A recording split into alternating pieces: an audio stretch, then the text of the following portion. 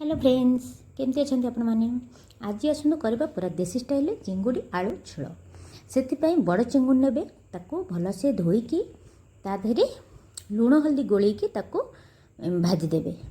तापर कौन करेंगे ना कड़ई रे सोर्ष तेल गरम करेंगे। सोर्ष तेल गरम है ताधे पंचफुटण देवे। पंचफुटण पर ताधे डालचीनी देवे। सी टिके हो गला ताधे कटा पियाज देवे ताको भलसे भाजबे।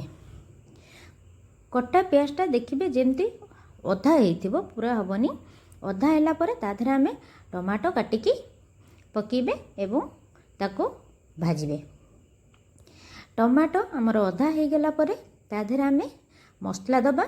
मसलार आम रखीचे अदा रसुण जीरा सोरिष आउ धनिया ताको भलसे मिसेबे। भलसे मसलाटा को कषिबे तादेह स्वाद अनुसार लुण देवे हल्दी पकईकी ताको भलसे मसलाटा को कषिबे। तापर से देवे भजा जाउथिबा आलू को ताको पकईकी आउ थे भलसे कषिबे। आउ कंचा लंका भी पकेबे भल लागिबो। तापर मसला हो गला तादेह आम पानी दबा। पानीटा को भलसे फुटवा को छाड़ीदेवा कहीं आलूटा सीझा पाई। पानी फुटला तादेह आम चिंगुड़ी को पकेबा। चिंगुड़ी आउ आलूटा सीझिला भलसे ताधे लास्ट रे आम गरम मसला दबा।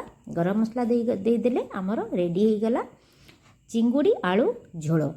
केमिति लागुची आपण मानकु आपण माने घरे निश्चिंत ट्राए करिवे आ मते कमेंट रे कहिबे। जदि भल लागुथाय ताहले लाइक भी करिवे। Thank you.